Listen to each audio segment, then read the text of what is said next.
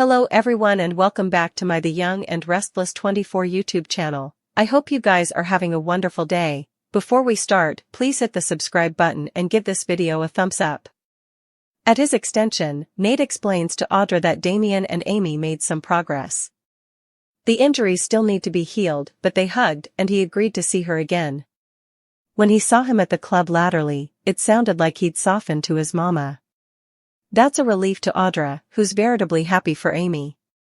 They hope she'll stick around. Nate's also induced her to let another croaker look at her medical records. It's time for them to suppose positive studies. Audra says that without him, Damien and Amy may no way have established their relationship. Hastings thinks she deserves some credit for that too. He suspects that whatever Audra said to Holden inspired him to prompt Damien to give his mama a chance. She's reticent to take credit. They pound over what could be delaying Damien's departure and whether that has to do with his mama or his fraternal connection. Audra suspects it's a woman and Nate suppositions it's Lily. He saw her with his half-family at the club. Perhaps it's his kinsman he needs to thank? They sit and Audra says they don't know for sure that it's Lily. Nate tasted a vibe between her and Damien, however, he's thankful for it, if that's what it takes to make him stick around. Shifting, he brings up how taken Holden was with Audra. He couldn't take his eyes off her. There's commodity you should know about Holden and me, she admits. Nate braces himself, but she assures him it's not that bad. When Holden first arrived, she honored him. They knew each other times ago, when she was in LA with Tucker. She was so surprised to see him again that she didn't say anything. This confuses Nate, so she explains that she always knew Holden by that name. Meeting him as Damien was disorienting and made her question who he really was. Audra admits they went on many dates, but it was nothing serious. Says Nate, wondering if that's all. She explains Holden helped her out of a dangerous situation Tucker landed her in with some ungentlemanly directors. She can hold her own, but Holden backed her up. Nate still wonders why she didn't tell him the verity about Holden incontinently. Audra insists she has nothing differently to hide. That sets him off pacing and sighing. She admits that Holden reminded her of her time with Tucker and that's not a good memory. Audra hoped Holden would leave and she wouldn't have to deal with him again. Nate admits this makes sense. She's sorry she was outspoken and regrets how she handled this. Can he forgive her? Can she fix this? She's shocked and confused when he hugs her. Nate's sorry about what happened to her and that seeing Holden brought it back. He just wishes she'd told him the verity. Nate wants her to trust him. The history is the history and her connection to Holden doesn't bother him. She swears there's nothing differently he needs to know. They kiss. At the old estate house, Adam plays chess by himself. As he gapes at the board, he recalls the dream he'd of Chelsea telling him she was falling for him again. Chelsea interrupts and asks if he's playing against himself.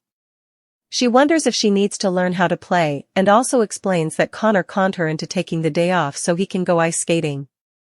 They talk about how their son can make them do anything. He's hard to repel.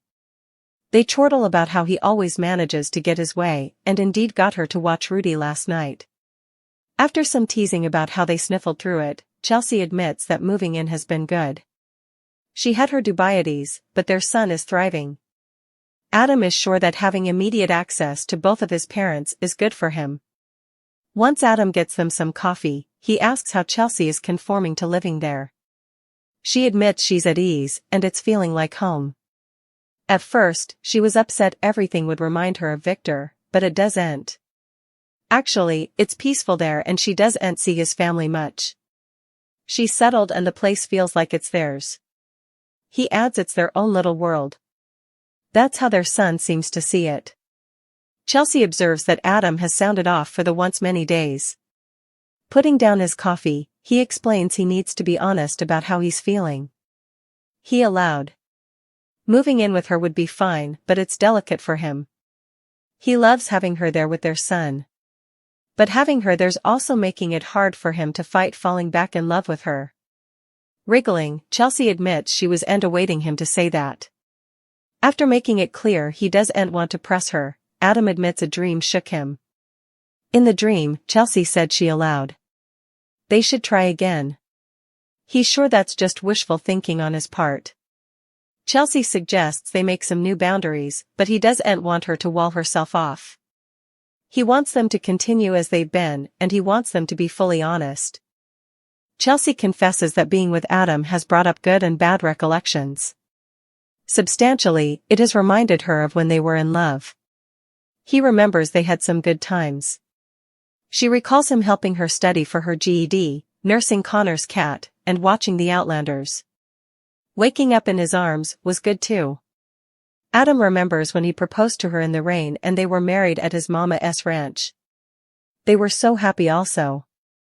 Sniffling, Chelsea admits she wants that happiness again, indeed if the bad recollections come crashing back.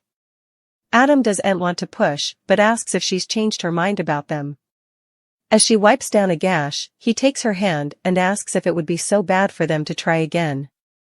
Suffing, Chelsea admits she has allowed. About it. Her Nihal response is that it would be bad. But there's also a voice in her head that prodigies if it could work. They would have to be so careful and take it so laggardly.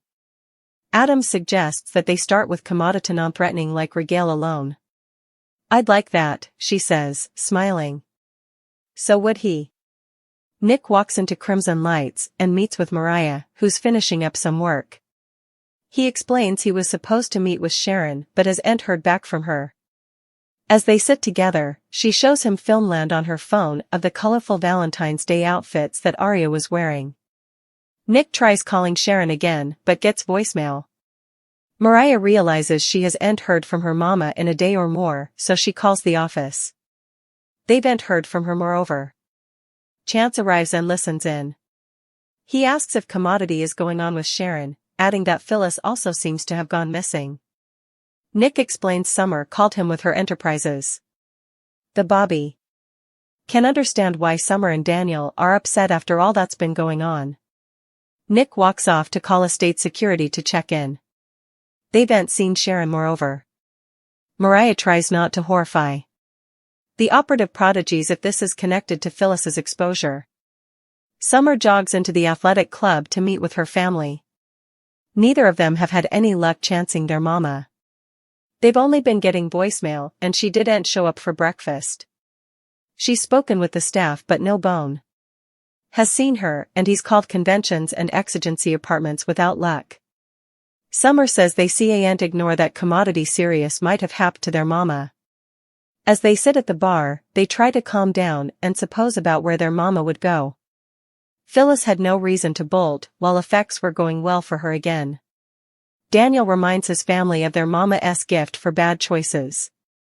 Summer doesn't want to hear about that and really can't see her fading on them again right now.